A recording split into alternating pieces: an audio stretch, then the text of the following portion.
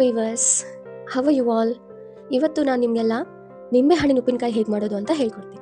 50 ನಿಂಬೆಹಣ್ಣನ್ನ ತಗೊಂಡಿದ್ದೀವಿ. ನಿಂಬೆಹಣ್ಣನ್ನ ಕಟ್ ಮಾಡಿಬಿಟ್ಟು ಒಳಗಡೆ ಇರುವಂಥ ಬೀಜನೆಲ್ಲ ತೆಕ್ಕೊಳ್ಬೇಕಾಗುತ್ತೆ. ಪೀಸಾಗಿ ಕಟ್ ಮಾಡ್ಕೊಂಡ್ಬಿಟ್ಬಿಟ್ಟು ಪಿಕಲ್ ಆಕಾರದಲ್ಲಿ ಅದಕ್ಕೆ 2 ಬೌಲ್ ಅಷ್ಟು ಉಪ್ಪನ್ನ ಮಿಕ್ಸ್ ಮಾಡ್ಕೋಬೇಕು.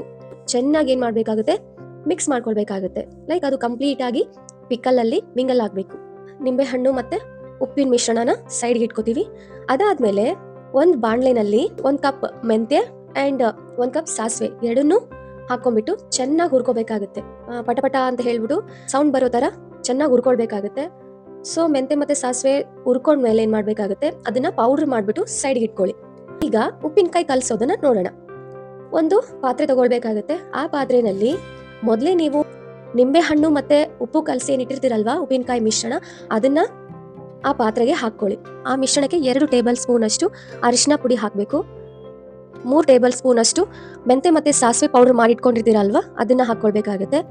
ಅದಾದಮೇಲೆ ಚೆನ್ನಾಗಿ ಕಲಿಸ್ಬಿಟ್ಟು ಅದಕ್ಕೆ 2 ಬೌಲ್ ಬೆಲ್ಲನ ಹಾಕ್ಕೊಂಡು, ಅಂದರೆ ಬೆಲ್ಲದ ಪುಡಿನ ಹಾಕ್ಕೊಂಡ್ಬಿಟ್ಟು ಚೆನ್ನಾಗಿ ಕಲಿಸ್ಕೊಳ್ಳಿ.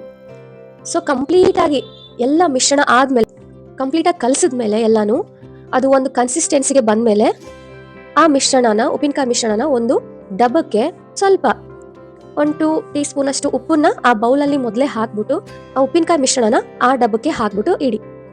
ಸೊ ಈಗ ಆಫ್ಟರ್ 4 ಡೇಸ್ ನಾವು ಆ ಉಪ್ಪಿನಕಾಯಿ ಮಿಶ್ರಣ ತೆಗೆದ್ಬಿಟ್ಟು ನೋಡ್ತಾ ಇದ್ದೀವಿ. ನೀವು ನೋಡ್ಬೋದು ಕಂಪ್ಲೀಟಾಗಿ ಈ ರೀತಿ ಕನ್ಸಿಸ್ಟೆನ್ಸಿ ಬಂದಿದೆ. ಸೊ ನಿಂಬೆಹಣ್ಣಿನ ಉಪ್ಪಿನಕಾಯಿ ತುಂಬ ಟೇಸ್ಟಿಯಾಗಿದೆ. ನೀರು ಕೂಡ ಹಾಗೆ ಬಿಟ್ಕೊಂಡಿದೆ. ಇನ್ನೂ ಇದನ್ನು ಹೆಚ್ಚು ದಿನ ಇಟ್ಟಷ್ಟು ಇನ್ನೂ ಚೆನ್ನಾಗಿ ಟೇಸ್ಟ್ ಬರುತ್ತೆ. ಸೊ ಎಸ್, ಇದು ನಿಂಬೆಹಣ್ಣಿನ ಉಪ್ಪಿನಕಾಯಿ recipe. I hope you all like it. ನಿಮಗೆ ನಿಂಬೆಹಣ್ಣಿನ ಉಪ್ಪಿನಕಾಯಿ ಇಷ್ಟ ಆಗಿತ್ತು ಅಂದರೆ ಲೈಕ್ ಮಾಡಿ, ಶೇರ್ ಮಾಡಿ and please subscribe to my channel. Thank you so much.